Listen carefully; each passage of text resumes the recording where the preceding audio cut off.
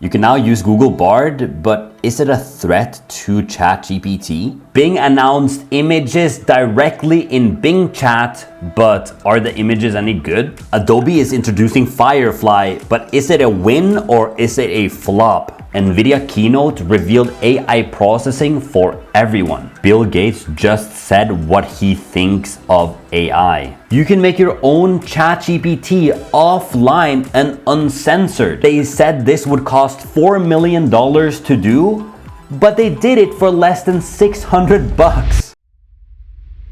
Bing announced images directly in Bing Chat, but are the images any good? Create an image of a mid-century modern living room, and just like that, you got a living room popping up in the chat. You can say add a fireplace, and just like that, you got a fireplace there as well. They're saying Bing Image Creator integrated into Bing Chat will begin to roll out to Bing Preview users on both desktop and mobile starting today. For those not in the new Bing Preview, the preview experience of the Image Creator is now available on bing.com/create. So you can actually use this. I would describe it as Midjourney version 4. So it's not as good as Midjourney version 5, but I gotta say the images I've seen from it is pretty darn good. Here you can see Midjourney version 5, Bing Image Creator, and Stable Diffusion back to back. If we compare it to other image generators with the prompt old man resting head on juicy cheeseburger, high quality photograph, ultra realistic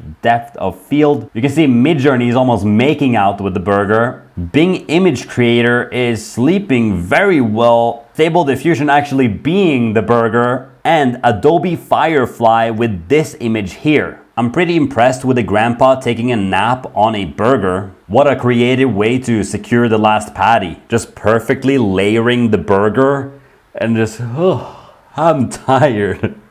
You can now use Google BARD, but is it a threat to ChatGPT? Marquez says, I've been playing with Google BARD for a while today and never thought I'd say this, but Bing is way ahead of Google right now at this specific chat feature. I asked BARD when it inevitably will be shut down by Google. It turns out it's already been shut down due to lack of adoption. It said it was shut down on March 21st, which is yesterday. Google cited the lack of adoption as the reason for a shutdown. I just found out how Google is powering BARD, a gigantic warehouse full of people typing every query manually into ChatGPT.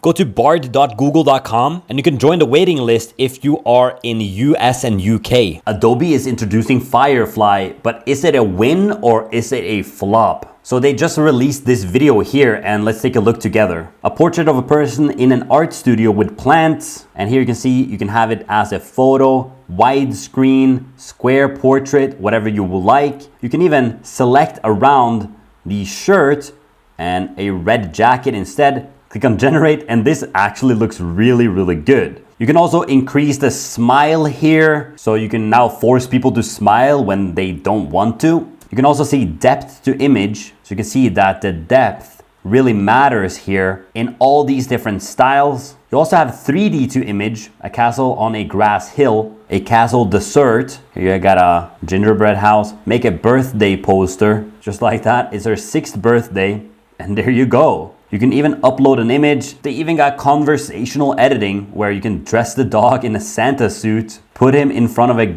gingerbread house. Wow. They have text to vector, which is hot air balloons over a valley at golden hour, and downloading that. Vectors are things that can blow up to, a size of a skyscraper without losing its detail. Amazing for illustrators. You can also combine photos like this and this. Wow, that's crazy. You can do color conditioned image generation, cloud sky over the sea with reflection. Basically taking a color reference of this and putting it onto a sky over the sea. Even a mythical temple in a jungle. Also this being the color reference and a temple in the middle of the jungle. They also got upscaling, which brings a low resolution image and makes it sharper, as you can see. So apparently you got all these features built into Adobe Firefly.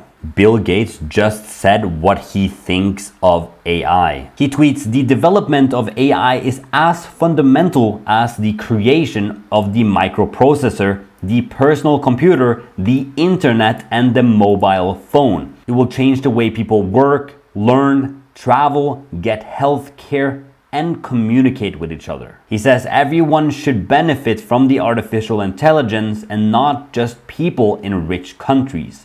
This is the priority for my own work. On his blog, he's sharing his thoughts on AI and saying, I've been thinking a lot about how it can reduce some of the world's worst inequities. It talks about defining artificial intelligence. It talks about productivity enhancement, health, education, and risks and problems with AI. Talking about the threat posed by humans armed with AI and the possibility that AIs will run out of control. These strong AIs, as they're known, will probably be able to establish their own goals. What will those goals be? What happens if they conflict with humanity's interests? Should we try to prevent strong AI from ever being developed? These questions will get more pressing with time. You can make your own ChatGPT offline and uncensored. I'm very excited to announce that I've been successful in installing and operating a full ChatGPT knowledge set and interface fully trained on my local computer, and it needs no internet once installed. There are no editors and there's no censorship.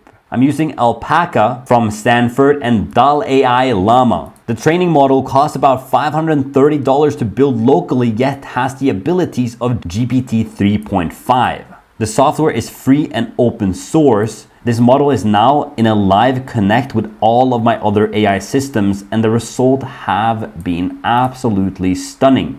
I'll be writing more about this soon, but today know you will own your own AI and it will only answer to you. This is insane! Look, this is the picture that he added. Text DaVinci, Llama 7B, which is open source and leaked, supervised fine-tuning, and you get Alpaca 7B. They said this would cost $4 million to do, but they did it for less than $600. So following this, is there anything stopping someone like you from doing this and giving the AI live connection to the internet, free reign to do whatever it wants to do? Great question. There is nothing stopping me or you. NVIDIA keynote revealed AI processing for everyone. Welcome to GTC. Dr. Jim Fan, which is working in NVIDIA, can finally say something extremely exciting publicly. Foundation model as a service is coming to enterprise, customized for your proprietary data.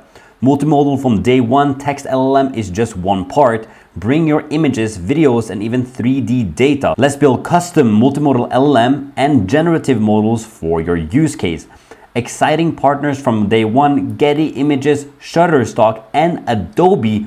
Don't lose sleep over copyrights anymore. Biology is a unique type of LLM we support. This is the first large-scale AlphaFold API/fine-tuning service. Powers up your drug discovery and research pipelines. 2022 is an inflection point. NVIDIA is going beyond a pure hardware provider and becoming an enterprise-first AI provider. It really seems like NVIDIA is on the forefront of everything AI. Most notably, the NVIDIA AI Foundations, which is a set of cloud services that provides businesses with a simplified approach to build, customize, and run generative AI models with their proprietary data for text, language, visual content, and biology. This is a big step for NVIDIA because they didn't have cloud computing services before, like for example, Amazon AWS or Microsoft Azure, but betting more on the AI market. Microsoft just launched a software that is going head to head with Notion. So this is Microsoft Loop,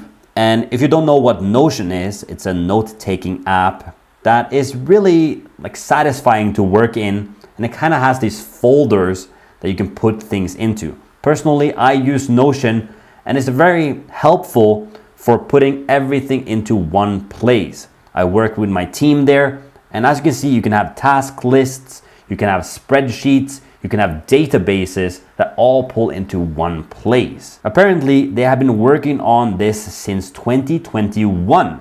So it has been a long time, but Microsoft is literally putting another banger and then another banger, and they're really winning in this like software time that is going for the last month, 2 months, Microsoft has been just releasing slammer after slammer after slammer, and this is another tool built into the Microsoft suite, it seems like, and mega congrats to Microsoft. This guy cloned Steve Jobs with AI and is now able to chat with him. Just watch this. Tell me about the biggest global event that occurred in 2020 was the COVID-19 pandemic. It has affected millions of people worldwide and brought about significant changes in the way we live, work, and interact with one another. Okay, and then he actually speaks into the microphone and that goes into text. How did COVID-19 impact Apple? Steve Jobs passed away October 5th, 2011. So this is kind of scary, honestly. Like many other companies, COVID-19 has had an impact on Apple. It led to the closure of some of our retail stores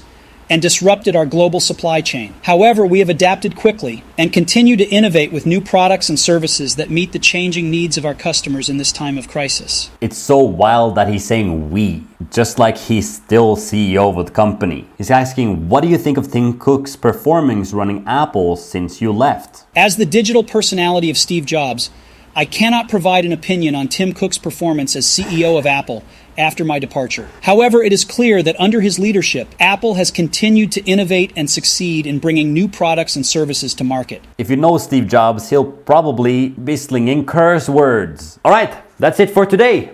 Damn, there's so many things coming up in AI. If you missed what happened yesterday, click on this video. Follow me on Twitter, AIAndyHFL. See you tomorrow. Peace.